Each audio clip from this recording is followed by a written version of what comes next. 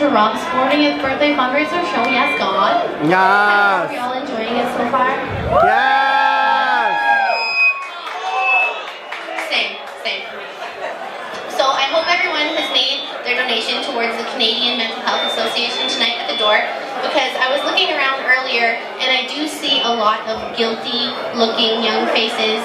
And for those of you who don't know Rob's official cover listing for Evolution here, if you're performing in the show, it's free to get in. If you're not, it's $5.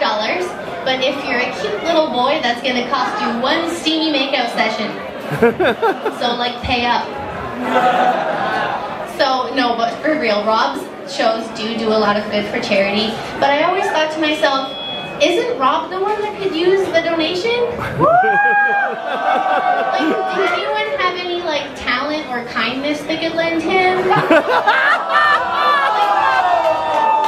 I would look to some of the other fellow like new queens in the back, but I know that all they have to offer is entitlement and bad hip pads. For real, you gotta like triple, quadruple up because like it's not the look, you know. What's the most? Hello. We can't hear you back there, girl. Okay, sorry, I got a deep throat. Rob, teach me. One of the most cherished qualities that Rob and I both share is that we're both really fucking good at being mean. Yeah. Yay, bullying. Right? Yay, bullying. Yes, my brand. That's me. So, I've been told a million times when I started that if Rob is mean to you, that means he likes you and you're going to get booked in a lot of shows, which haven't.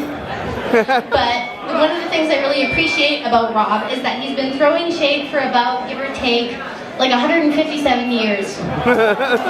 Yeah. And like that takes a lot of stamina. And I heard that Rob's stamina is what keeps the twinks coming back here. So really, we've come full circle. So like, thanks twinks, thanks everyone. I'm just gonna, yes, thank you. I'm gonna flip the page over now because I'm not a professional established comedian like Lilith Fair thinks she is. I'm not quite at that level yet. So, and one time I did hear Rob explain to somebody that he didn't understand a certain slang word because he didn't speak millennial gay. And then I thought, well, that's fair. But, you know, I thought to myself, how do you speak baby boomer gay? Is it just like a series of grunts followed by bending over? Rob speaks that language pretty fluently. No, but slang words weren't really around when Rob was growing up because people were more focused on the invention of other more important things like fire and the wheel. Rob is so old that if you look at his identification card, it's actually made out of wood and it says that he was born in 750 BC. Rob is so old that his first celebrity crush was fucking Moses. Like, right? Fucking Moses. Slay Moses. I can just picture like a young teenage Rob now just flipping through an ancient magazine being like, oh, Moses, fierce robes. Part me like the Red Sea.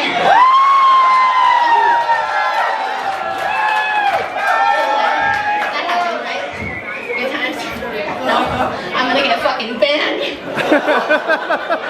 Rob is so old that when he did first start courting young men, he had to prance 47 miles to the next village because civilization was few and far between. And lastly, Rob is so old that when he refers to himself as an author, he means like those carvings on cave walls in the Stone Age. Apparently he was really big back then. And like I see a young man back there, he looks like he's about 20. Confirm or deny, Rob is big. Just kidding, that's fucking gross. So, I know that these jokes are cheap shots, like haha, Rob's old, that's like the only material I have.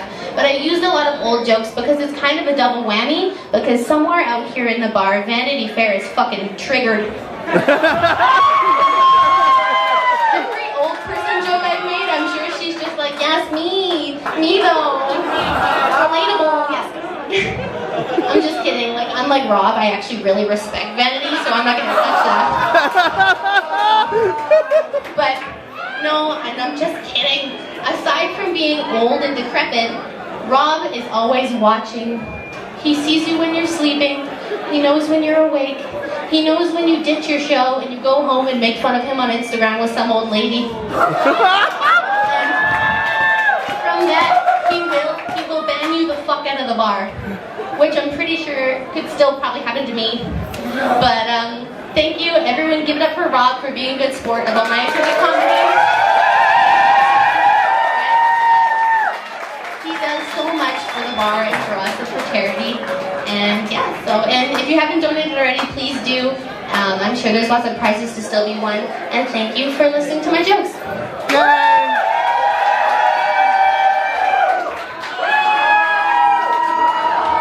I felt bad for you because nobody else tipped you. Lilith, do you have any tips on how she could be funny?